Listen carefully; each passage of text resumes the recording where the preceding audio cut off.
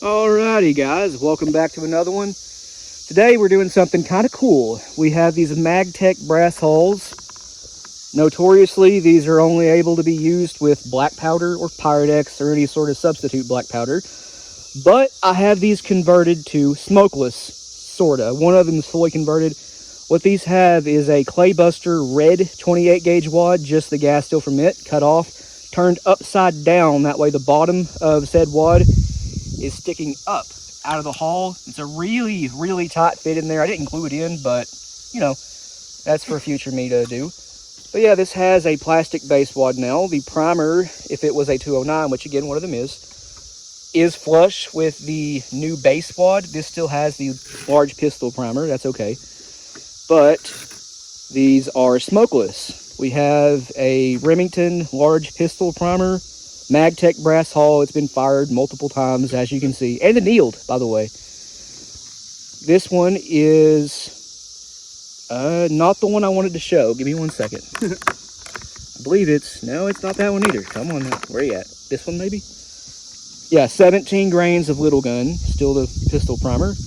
The Claybuster pink 28 gauge wad. This does have the red 28 gauge wad from Claybuster, the gas seal like I mentioned earlier. But yeah, then it has a normal Claybuster pink wad for 28 gauge tapered hulls. And then we have 11/16 ounce of number 6 shot and BSB buffer. So this is inside of a wad. And it's sealed with a 28 gauge nitro card, one section off of it. And beeswax that one of you guys sent a couple years back. Beeswax right off his farm. So that's pretty cool.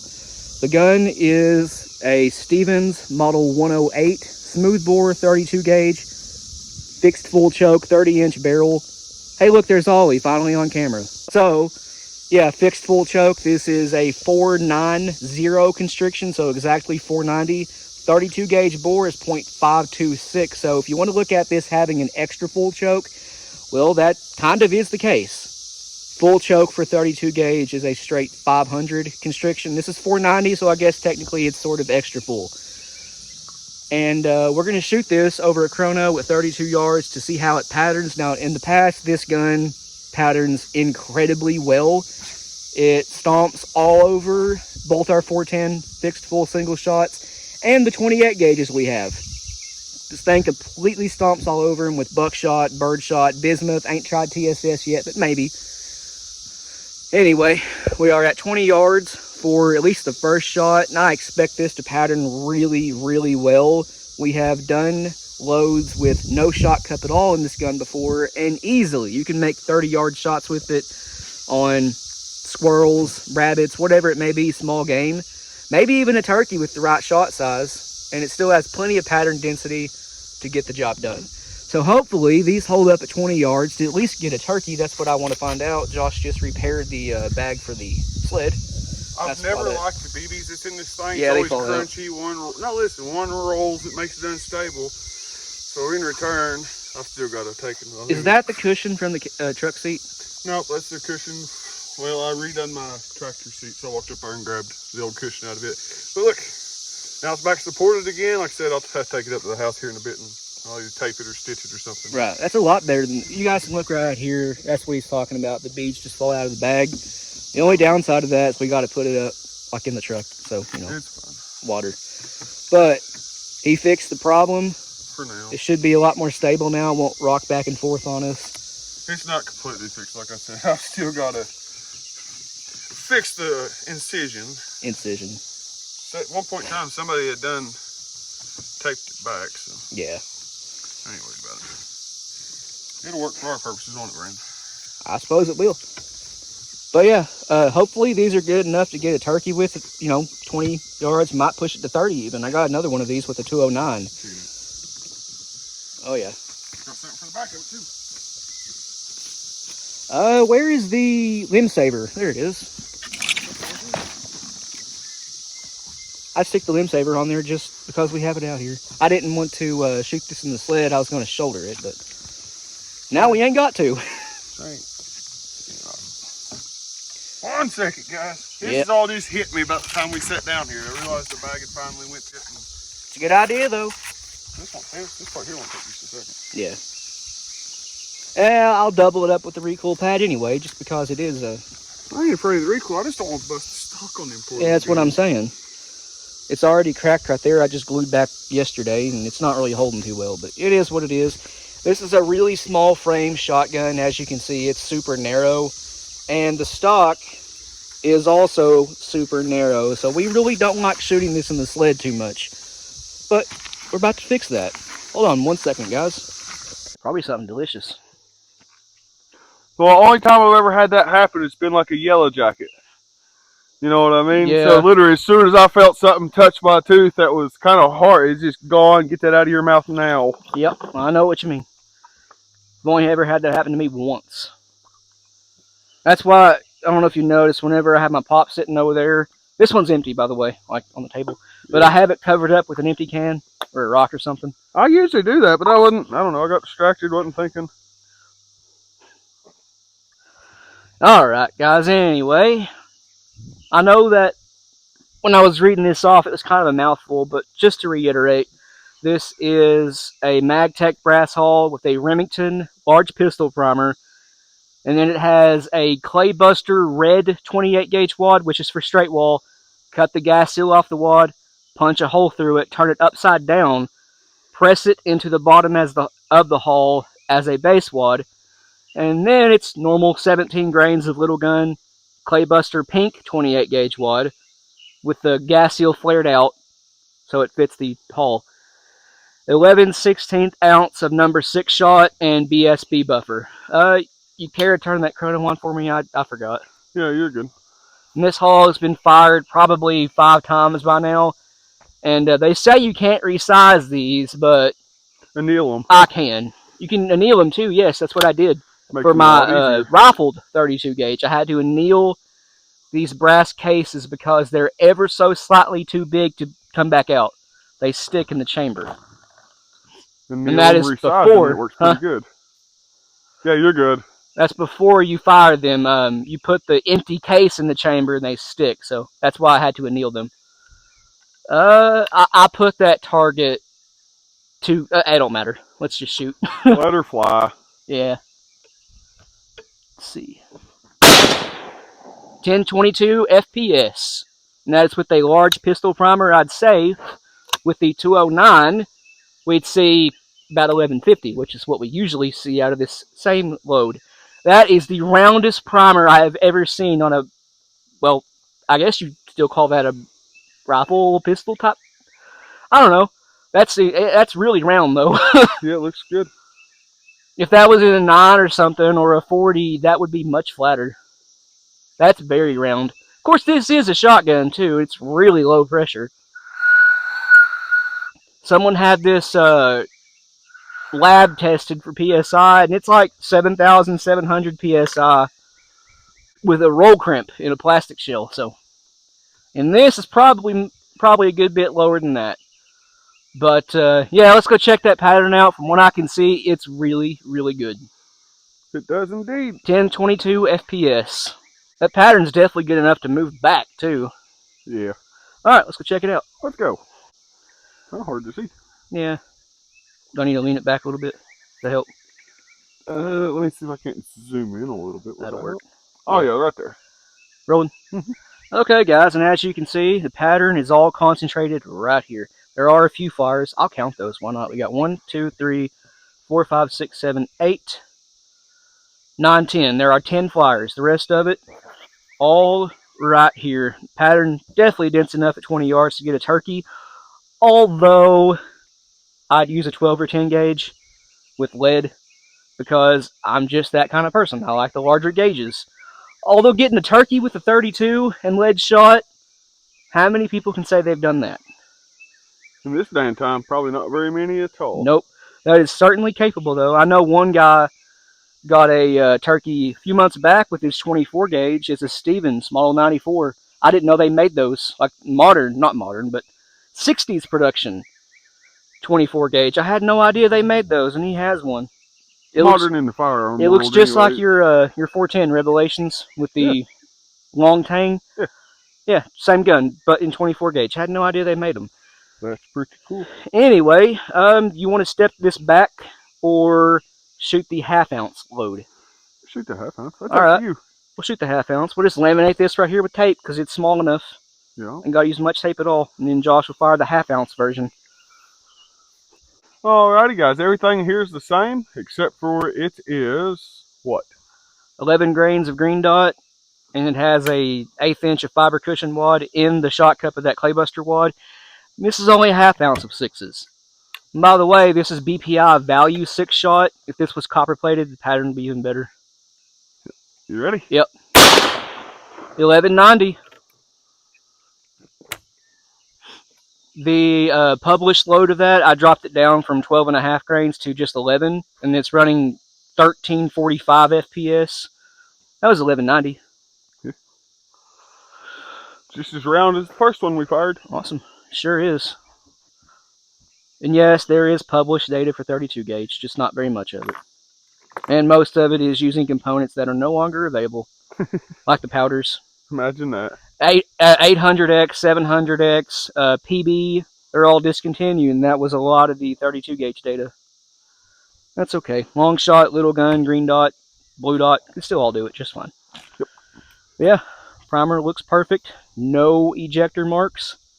And this pattern should be more visible because the paper is now white. Oh yeah. Now this is just a half-ounce of 6-shot though.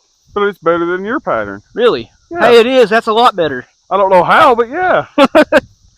Look at that. I didn't laminate those. Those are from his pattern. Yeah, that's the flyers. These ones over here, there's like 5 or 6 that's out of this. But yeah. the vast majority of it's right there. Now that's good enough to get a turkey at 20 yards. Well, either one of them were, but this is better. That's a good pattern. Yep, this is a really good pattern. And that was just a half-ounce of 6s. So, I don't know. I've got one more of those.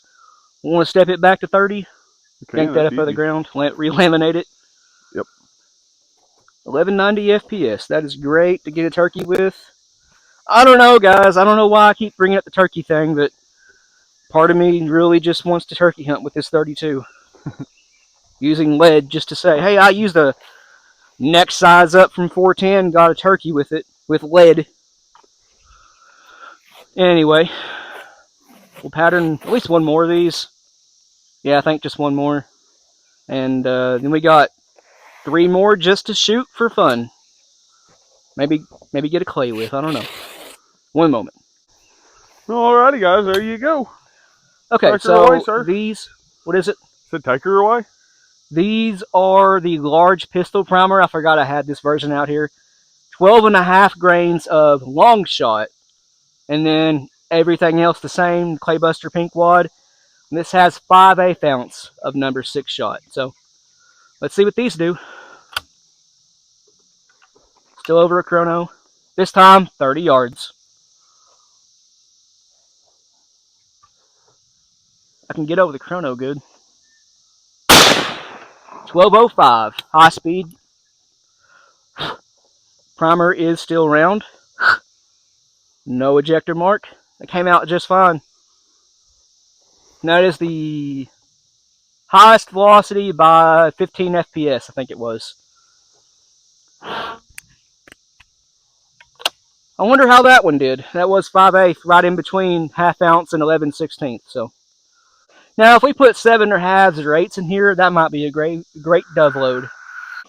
Long shot was kind of the true test here to see if the smokeless idea with that base wad would work. Now, one thing we haven't done yet is looked inside the hulls to see if the base wad's still in there.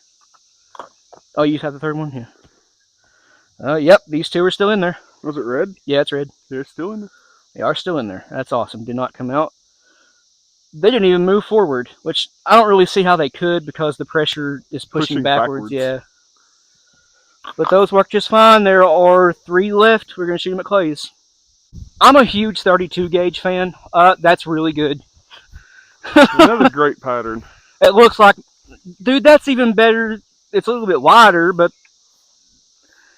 it's about like my first pattern. Yeah, that's pretty good, guys. How big do you think this, maybe 18 inches, 18-inch square maybe? Maybe.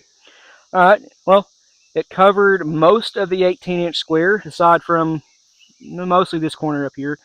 I wouldn't really call none of those flyers. It's just the ones that are, it's just the outside ring of the pattern. Yeah, I don't see any real flyers. That's a pretty good pattern, guys. It's got edge-to-edge coverage. Yeah, about edge to edge. This is a kind of a... There's hollow spots, don't get me It's wrong right now, here. but There's a little void here. There's, let's see. There's a little void here. and up right there. I Yeah. guess the pattern is kind of the oblongs right there. But for the most part, it's pretty dang even. That is 30 yards with only 5/8 ounce of sixes. I'd call that pretty good. Well, let's see for the bust of clay. Yep. Brass hulls are cool. I got them in 12 and 16 gauge too. Yeah, I like the brass hulls. All right, shooting some more clays. We've never shot clays before, and definitely ain't posted it 50 times in the last 2 weeks on the channel. You ready? Yeah, I thought I gave you the shell. Sorry. Let her fly. They're going to be between the pattern board and the S10, somewhere in there. Okay? Gotcha. Ready? Yep. I missed. I knew I was going to miss. I shot pretty far out of that. Here is the 209 version with little gun, still 11/16 ounce, and as you can see, maybe you can see that primer is still beautifully round. Yep. Here you go. Clays. You gonna toss them for yourself? I'm gonna try to throw one. Okay. I'll pan the camera up a little bit for you guys. Maybe a little bit more than that. Are you ready? Yep.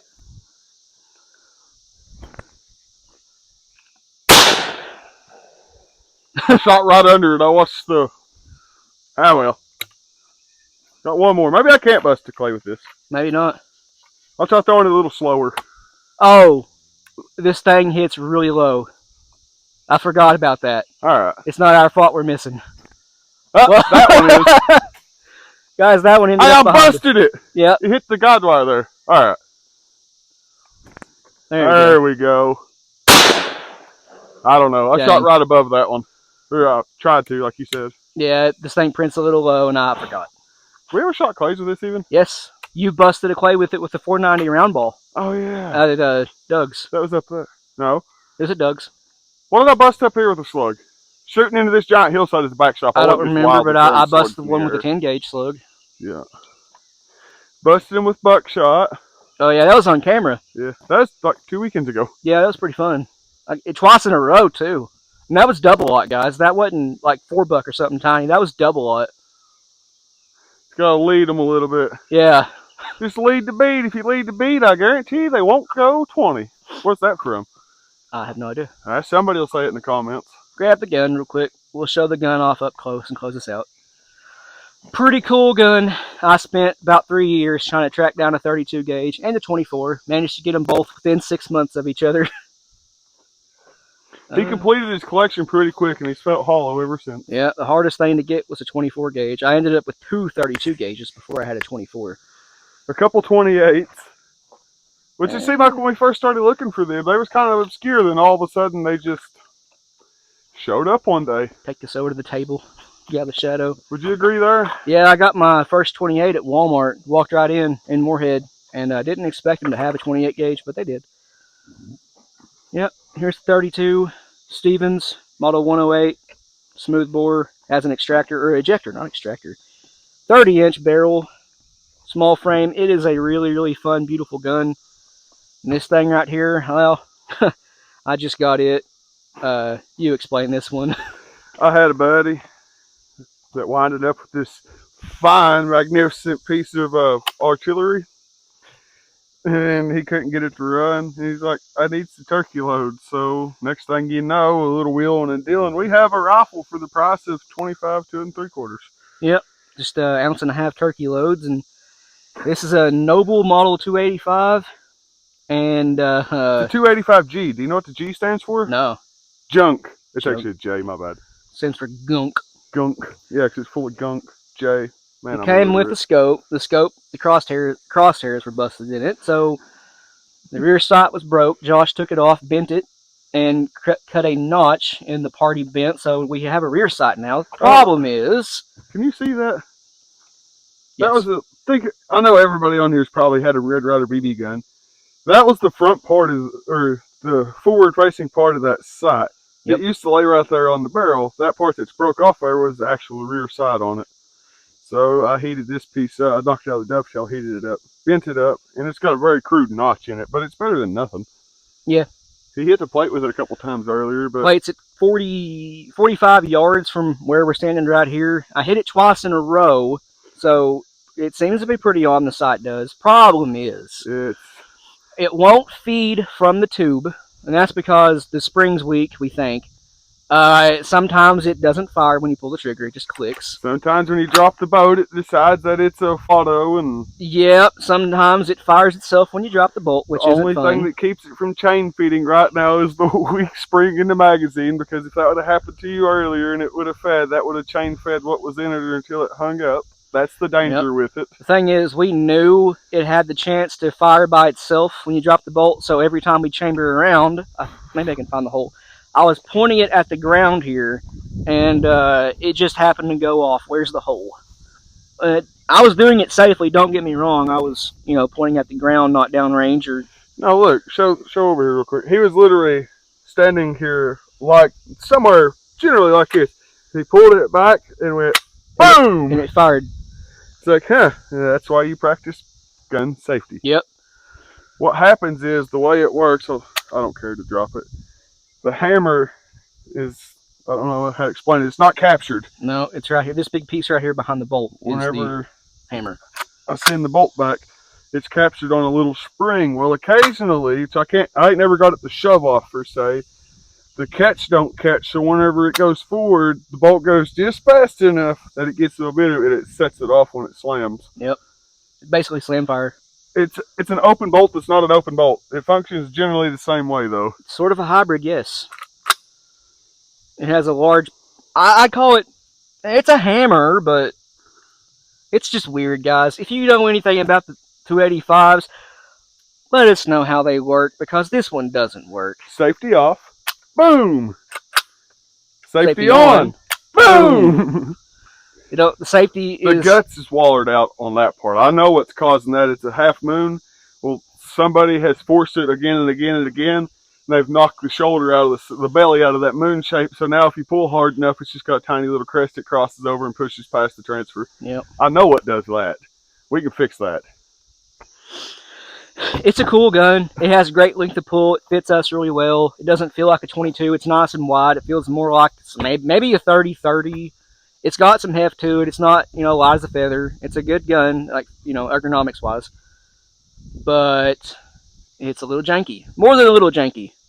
What's up with guns coming out of Massachusetts?